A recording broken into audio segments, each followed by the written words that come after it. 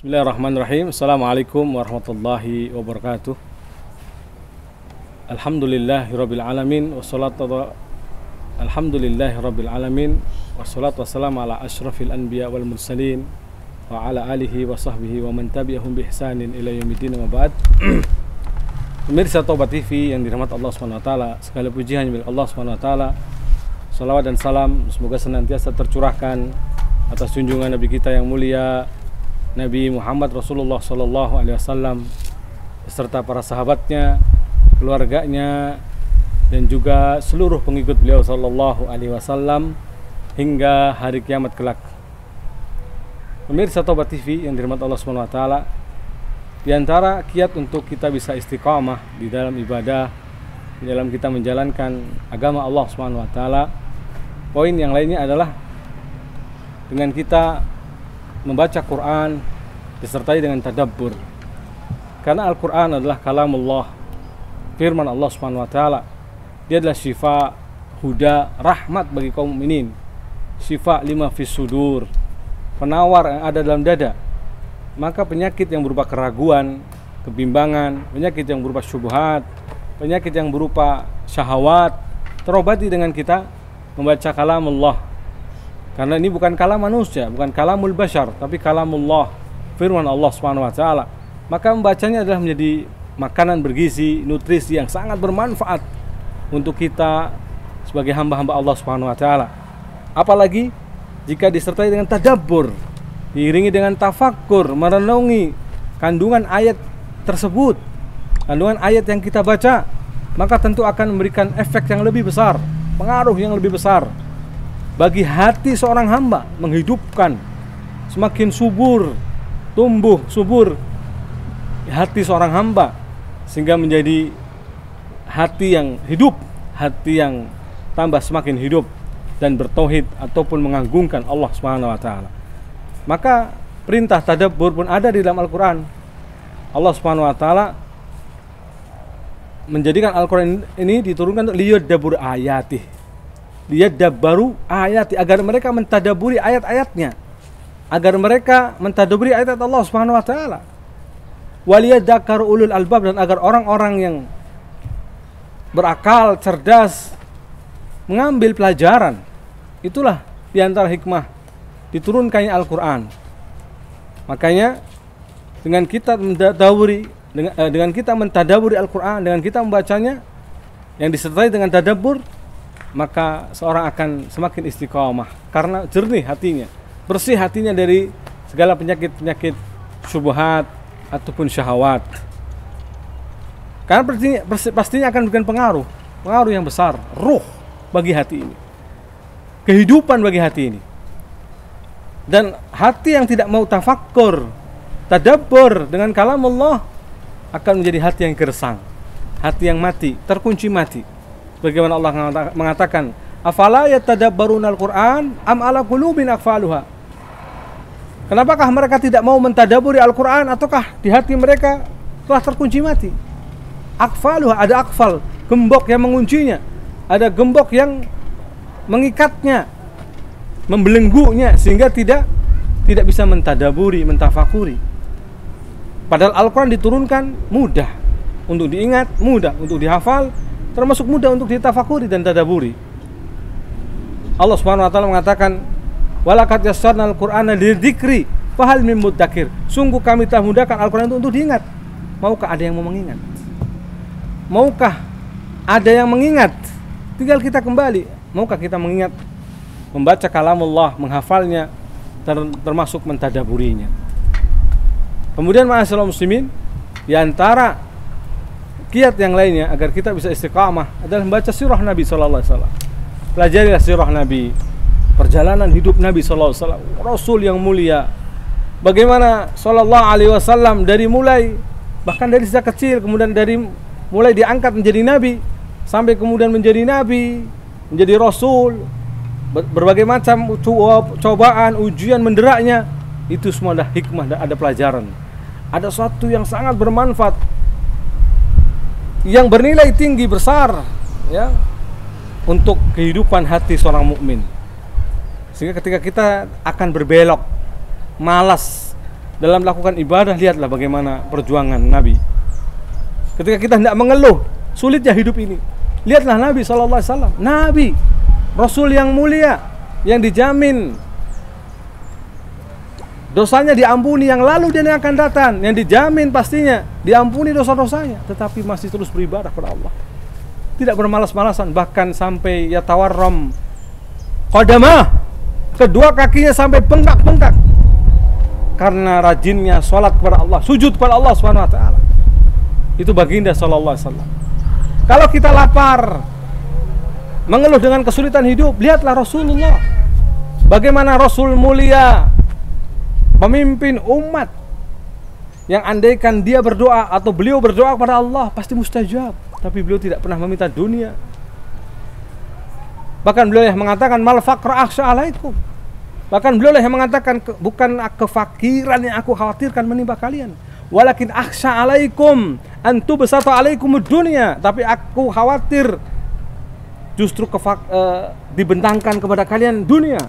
Fatanafasuha, sehingga kalian berlomba-lomba mengejar dunia. Kama tanafasaman kana qablakum, sebagaimana orang-orang sebelum kalian berlomba-lomba mengejarnya. Fatuhlikukum, sehingga dunia membinasakan kalian. Kama ahlakathum, sebagaimana dunia telah membinasakan umat-umat sebelum kalian.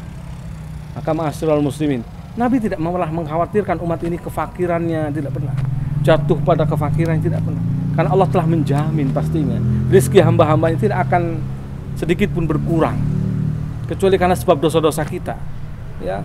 Maka bagaimana lihat sirah Nabi yang ketika dalam perang Khandaq, perang yang Nabi harus menggali parit, para sahabat menggali parit, bukan parit dalam arti parit-parit kita, ini parit yang panjangnya meteran, maksudnya dalamnya meteran, bermeter-meter, dipanas terik matahari yang luar biasa, para sahabat kepanasan, Nabi kepanasan, dalam kondisi makanan yang jumlahnya hanya sedikit, mereka kurangan makan. Tapi lihatlah, ketika ada sahabat datang kepada Rasulullah, ya Rasulullah, sesungguhnya kami lapar. Maka apa yang ditunjukkan oleh Rasulullah? Rasulullah menunjukkan perutnya, yang kemudian di perut itu diikat batu, diikatkan kepada perut Nabi SAW. Perutnya yang mulia, itu Rasulullah. Sehingga mereka bukan lagi bertanya, ya Rasulullah, makanan atau kami lapar, tapi mereka berderai air mata, sedih melihat Rasulullah, orang yang pasti dijamin hidupnya bahagia dunia dan akhirat, tetapi ternyata bukanlah kebahagiaan itu dengan bermewah-mewah, bermegah-megah, tapi nabinya masih merasakan lapar. Bahkan istrinya pernah mengatakan, ma syabi'a alu Muhammadin mundu qadimal Madinah. Aisyah pernah menuturkan radhiyallahu ta'ala anha tentang bagaimana kehidupan Rasulullah. Rasulullah tidak pernah kenyang sejak datang ke Madinah. Apa artinya sejak datang ke Madinah? Beliau kan hijrah itu dari Mekah menuju Madinah. Beliau itu hijrah dari Mekah Madinah, meninggalkan dunianya, meninggalkan harta bendanya yang ada di Mekah. Hijrah menuju Madinah. Berarti sejak datang ke Madinah sebagaimana di sini, masyabi'a, tidak pernah kenyang. Min hubsin burrin, dari roti gandum, salah salayali tibaan, 3 hari berturut-turut.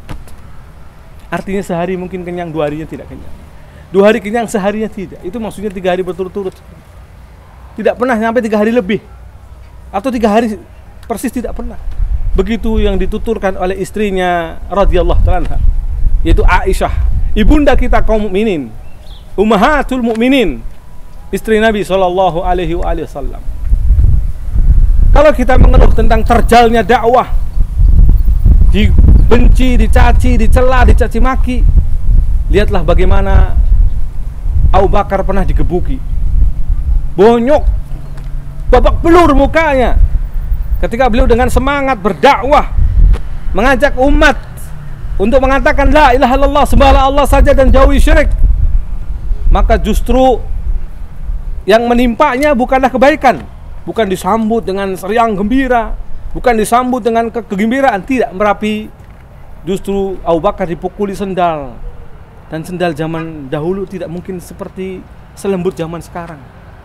Zaman dahulu nggak mungkin dari karet sendalnya, keras dari kayu, keras dari kulit, yang kalau dipukulkan ke muka bisa babak belur, dan bukan hanya dipukuli dengan sendal, bahkan dipukuli badannya, mukanya, sehingga sampai terpingsan. Tapi beliau apakah bertanya, sudahlah saya bertobat, tidak mau berdakwah lagi, saya tidak mau lagi di jalan ini, saya tidak mau lagi mengamalkan ini, tidak. Tapi beliau ketika terbangun dari pingsannya, apa yang pertama kali yang dikatakan Abu Bakar Siddiq, bagaimana keadaan Muhammad sallallahu alaihi wasallam? Bagaimana keadaan Nabi? Bagaimana keadaan Nabi? Ditawarkan kepadanya minuman, ditawarkan kepadanya makanan, namanya orang pingsan, agar sehat dulu badannya, agar kuat dulu badannya, agar bisa dulu bangkit dari pingsannya. Tapi apa jawab Abu Bakar Siddiq radhiyallahu anhu? Mungkin jawaban yang mungkin tidak pernah kita pikirkan, tidak pernah kita bayangkan. Jawaban Abu Bakar Siddiq, saya tidak akan makan sampai bertemu Muhammad sallallahu alaihi wasallam, sampai bertemu Nabi sallallahu alaihi wasallam. Begitulah mereka, bukan hanya cinta omong kosong saja, tapi memang cinta yang dibuktikan, cinta yang benar-benar cinta. Lihat, inilah akan menjadikan kita istiqamah. Kalau kita mengeluh tentang semangatnya berdakwah futur turun, apalagi di zaman di mana kita mulai kesulitan dalam berdakwah, dicaci maki, dicela, lalu kita pun futur, maka lihatlah bagaimana Nabi dan para sahabatnya, bagaimana Nabi SAW dan para sahabatnya berdakwah. Bahkan awal-awal dakwah ada di sana ada keluarga Yasir. Tahukah Anda bagaimana nasib keluarga Yasir?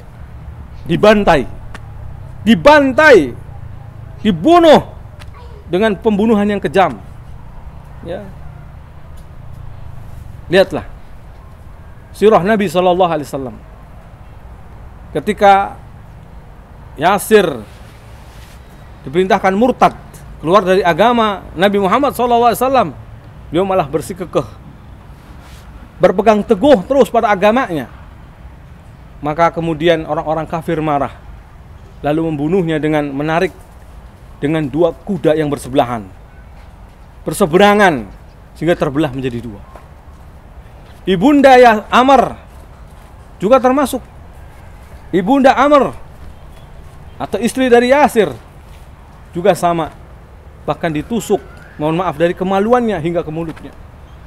Siksaan yang dahsyat, sehingga kemudian Amr sebagai putranya ketika itu berpura-pura mengatakan telah kufur atau kafir, keluar dari ajaran Muhammad SAW.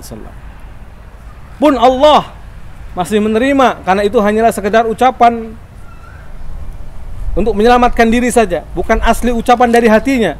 Wa qalbuhu mutmainnum bil iman, sedang hatinya terpenuhi dengan iman, lebih tenang kepada keimanan. Makanya sebenarnya bukan ucapan asli, hanya dari lisan saja, agar selamat dari ancaman dan siksaan orang kafir. Dan apa kata Nabi SAW tentang keluarga Yasir ini? Sabran ya ala Yasir, fa inna mau'idakumul jannah. Sesungguhnya tempatmu di surga.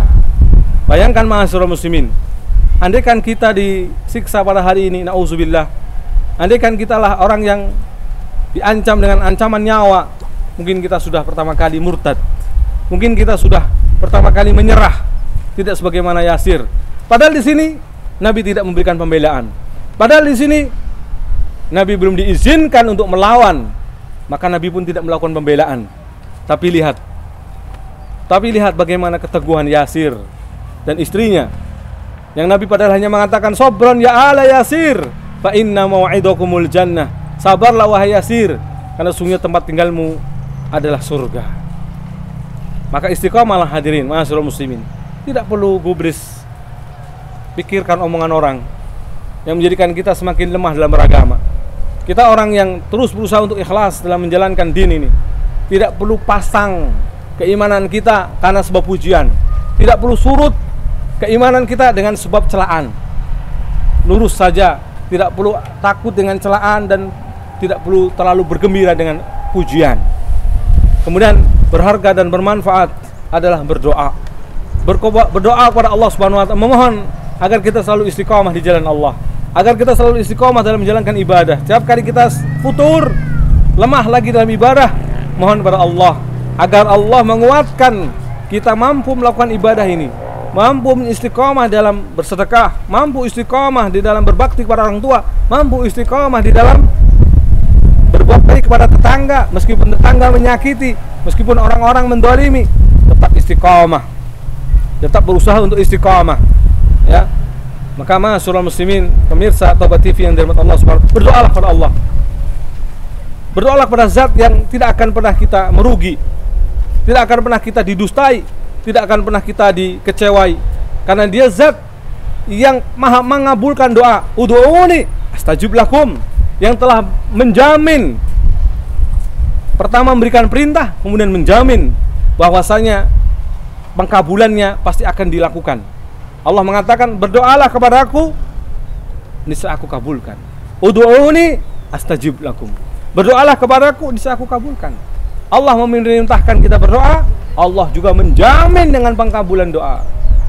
Maka berdoalah pada Allah Subhanahu wa taala. Mohon istiqamah. Allahumma hdina ila siratikal mustaqim, di antara misalkan siratal ladzina an'amta 'alaihim ghairil maghdubi 'alaihim waladdallin. Ya Allah, tunjukkanlah kami jalan yang lurus, jalannya orang-orang yang telah Engkau ridai, orang-orang yang telah Engkau beri nikmat atas mereka, bukan jalannya orang-orang yang Engkau murkai, bukan pula jalannya orang-orang yang sesat. Siratal ladzina an'amta 'alaihim minan nabiyyin was-siddiqin was-syuhada was-shalihin. Jalannya orang-orang yang telah Engkau beri nikmat dari karangan para nabi, siddiqin, syuhada dan shalihin.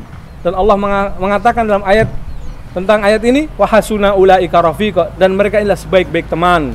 Mereka inilah sebaik-baik teman dekat. Wa hasuna ulaika rafiqa. Maka ma'asyiral muslimin, berdoalah. Yang para nabi juga selalu berdoa, para sahabat juga selalu berdoa. Bahkan urusan putus sendal, tali sendal, mereka berdoa kepada Allah. Urusan garam dapur, mereka berdoa kepada Allah Subhanahu wa taala. Tidak pernah mereka mengecilkan yang namanya doa. Tidak pernah merasa diri cukup dengan yang namanya doa. Mereka selalu dan senantiasa berdoa kepada Allah Subhanahu wa taala, apalagi dalam bab yang sangat penting, agar kita bisa istiqamah di jalan Allah, agar kita selalu berpegang teguh di jalan Allah, agar kita selalu beristiqamah di dalam beribadah pada Allah Subhanahu wa taala. Karena ibadah kita harus sampai akhir hayat kita. Sampai akhir hayat kita. Karena Allah mengatakan, fa'bud rabbaka hatta ya'tiyakal yakin, dan sembahlah Rabbmu hingga datang kematian. Yakin di sini al-maut. Sembahlah Rabbmu hingga datang kematian. Maka berarti kita dibutuhkan di sini, diperlukan di sini selalu istiqamah sampai kita akhir hayat kita berucap la ilaha illallah. Wafat kita dengan mengucapkan la ilaha illallah, atau berjumpa dengan Allah dengan ibadah sebaik-baik ibadah, sesempurna-sempurna ibadah, seoptimal ibadah, seikhlas-ikhlasnya ibadah. Demikianlah seharusnya kita selalu mempersiapkan diri. Maka tidak mungkin kita bisa dengan akhir yang baik kecuali dengan selalu berusaha istiqamah di jalan Allah Subhanahu wa taala, selalu istiqamah di dalam ibadah. Demikian, wabillahi taufik, wa sallallahu ala nabiyyina Muhammad wa alihi wa sahbihi ajma'in, walhamdulillahi rabbil alamin. Wassalamualaikum warahmatullahi wabarakatuh.